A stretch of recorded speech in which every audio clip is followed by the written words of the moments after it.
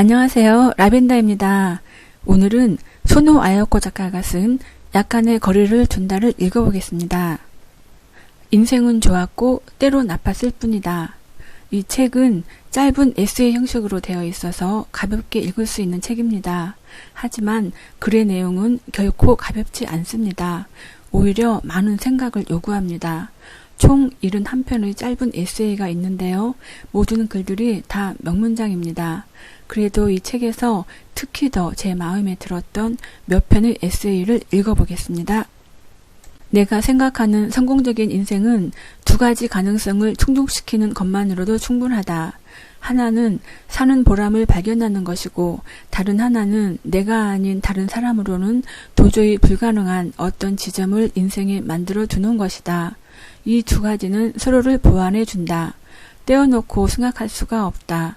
삶의 보람에 대해 말하자면 자신의 일에서 흥미와 기쁨을 느끼는 것이라 할 수 있다. 두 번째로 타인으로는 불가능한 나만의 어떤 지점이란 숙련도다. 내가 기쁨을 느끼고 즐거워하는 일에서 타인이 흉내낼 수 없는 나만의 완성도를 갖춰놓는 것이 바로 성공적인 인생의 기준점이다. 좋아하는 일을 하든지 아니면 지금 하고 있는 그 일을 좋아하면 된다. 이것이 가장 중요한 조건이다. 오기를 부려서라도 나보다 뛰어난 타인의 장점을 깎아내리려는 심리가 있다. 자기만의 토대를 갖지 못했기 때문이다. 그래서 사소한 부분까지 타인과 비교하고 상대보다 조금이라도 우위를 차지하려고 바둥거린다. 사람에겐 저마다의 전문 분야가 있다. 사소한 일이어도 상관없다. 내 힘으로 사회에 공헌할 수 있다는 자신감으로 기쁨이 시작된다면 그것으로 충분하다. 그런 기쁨을 맛본 사람은 인간 사회의 순위 따위에 신경 쓰지 않는다. 동화 속 요술봉 하나만 있으면 원하는 모든 것이 내 손에 들어올 텐데 그 마법의 봉을 구할 데가 없다는 것이 문제다. 이 요술봉을 대신할 수 있는 그나마 유사한 무엇인가를 찾는다면 딱 하나 있다. 바로 인내다. 인내는 누구든지 원하기만 하면 손에 넣을 수 있다. 좋은 시절이든 힘든 시절이든 티내는 것을 좋아하지 않는다. 매사 결과는 내 몫이다. 무슨 일이 있어도 남 탓을 하지 않는다. 그런 마음으로 살아가다 보면 자기다움을 유지할 수 있는 안정적인 지점이 발견된다. 나를 아는 사람은 나밖에 없고 나의 행동을 결정할 수 있는 권한도 나에게만 주어졌다. 누군가에게 약간의 도움을 남기고 죽는다면 대성공이다.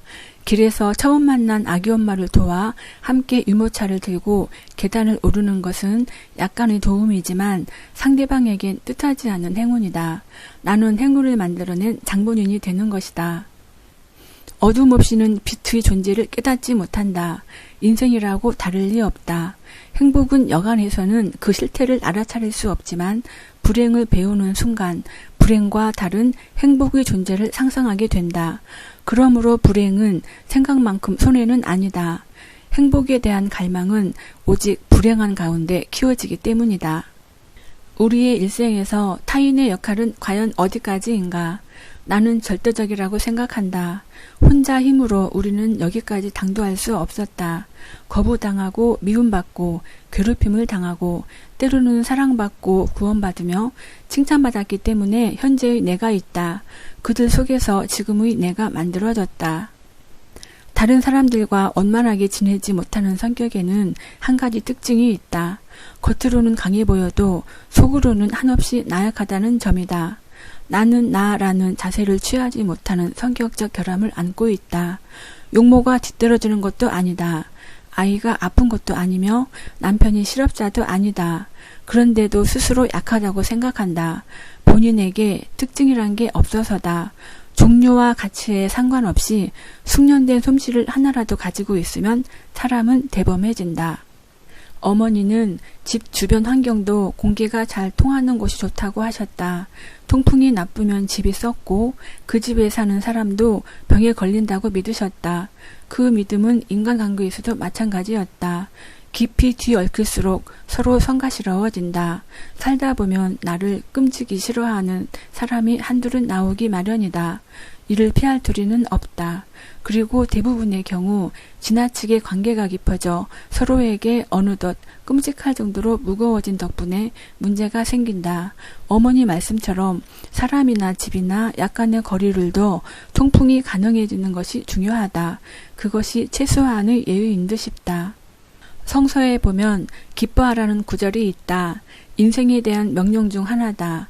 사도 바오로는 기쁨을 발견하는 것이야말로 우리가 이 땅에서 행복을 손에 넣는 첫 번째 열쇠라고 가르치고 있다. 항상 기뻐하라고는 하지만 그게 쉽지 않은 문제다. 바오로는 주변 환경이 아닌 자신의 의지로서 기뻐해야 된다고 말한다. 이를테면 내가 지금까지 살아온 게 누구 덕분이며 얼마나 행운이었는지를 떠올려 본다. 불경기라고는 해도 머리 위로 포탄이 날아다니지는 않는다. 당장 내가 사는 골목에서 폭탄 테러가 일어날 염려도 적다. 전기와 수도가 끊기지 않고 넉넉히 공급되는 집에 살고 있다. 오늘 저녁 밥상이 준비되어 있다. 이처럼 당연한 일상에 감사하는 것, 이를 두고 재능이라 부르지 않을 수 없다. 나는 이상하게도 마음 비우기를 잘하는 편이다. 특별히 사상적인 고민의 결과는 아니다. 다만 이 세상은 뜻대로 되지 않는 고심을 잊지 않고 있으므로 끈덕지게 쫓아가겠다는 집착에 시달리거나 효율이라는 것을 따져 계산하거나 시기가 이르지 않는 일들이 당장 이루어지기를 욕심내지 않는다는 정도다. 목적은 어차피 한 가지밖에는 이루어지지 않는다. 그러므로 가장 중요한 것이 무엇인지 결정한 후 나머지는 마음을 비우는 게 상책이다. 이 나이가 되고 보니 지내온 인생에서 운이 좋았던 순간과 운이 없었던 날의 차이가 그리 크지 않음에 동감하게 되었다. 어차피 뜻대로 되지 않는 인생과 싸워온 세월들이다. 열심히 노력했다고 해서 부와 권력과 행복이 뒤따라오는 것도 아니고 게으르고 머리가 나쁘다고 해서 밑바닥에 떨어지는 것도 아니다. 그 소소한 발견의 재미를 알아가는 것도 지혜라고 해야겠다.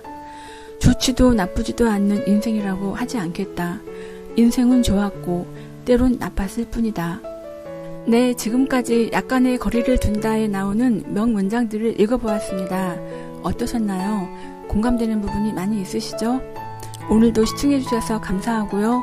또 좋은 책으로 찾아뵙겠습니다. 감사합니다.